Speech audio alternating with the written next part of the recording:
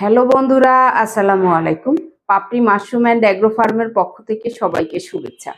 আশা করি সবাই ভালো আছেন। একজন শ্রদ্ধেয় আপু নতুন চাষ শুরু করেছেন। ওনার মাশরুম বেশ বড় হয়েছে, কিন্তু ওজনে একেবারে হালকা। যে মাশরুমটা হওয়ার কথা ছিল ৮০ থেকে ৯০ গ্রাম বা ১০০ গ্রাম, সাইজ সেরকমই, কিন্তু ওজনে ৩৬ গ্রাম হয়েছে এবং কালারটা হয়েছে টোটালি হলুদ কালার। এটা কারণ কি? সবার প্রথমে আপনাকে খেয়াল রাখতে হবে কোনোভাবেই যাতে মাশরুমের গায়ে বাতাস অথবা কুয়াশা প্রবেশ না করতে পারে।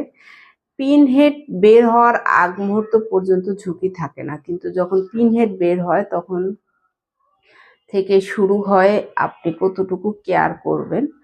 সঠিক কেয়ার না করতে পারলে মাশরুমের ক্ষেত্রে ওজনে একেবারেই মাইনাসে চলে আসবে। আপনি ওজনে কোনোভাবেই লাভবান হতে পারবেন না।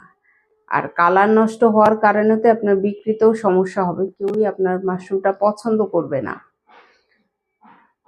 আপনি যতই পানি দেন, পানি স্প্রে করলে প্যাকেট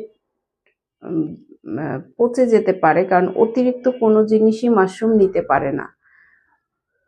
বাতাস অর্থাৎ এই সময়ে যদি ময়শ্চারাইজার ঠিক রাখতে হয়, সেক্ষেত্রে আপনাকে অবশ্যই বাতাস প্রবেশ করা থেকে আপনাকে বিরত থাকতে হবে। সেটা ঢেকে দিয়ে হোক বা আপনাকে যেভাবেই আপনার সুবিধা হয় সেভাবেই আপনি মেনটেন করবেন।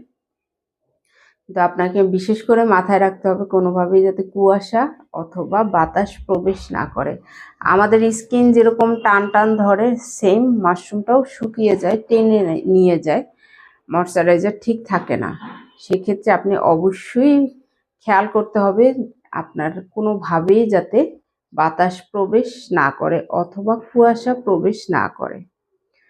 এই মেনটেনটুকু করতে পারলেই আপনি মাশরুমের দিক থেকে ওজনে লাভবান হবেন।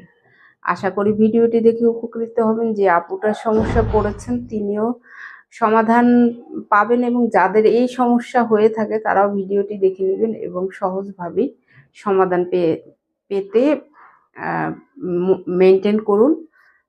সঠিকভাবেই আপনি মাশরুম উৎপাদনে ওজনের দিক থেকে লাভবান হবেন। ভালো থাকুন, সুস্থ থাকুন এবং নিজ ঘরে ঘরে মাশরুম চাষ করে নিজের পুষ্টির চাহিদা মিটিয়ে তুলুন। ভালো থাকুন, আল্লাহ হাফেজ।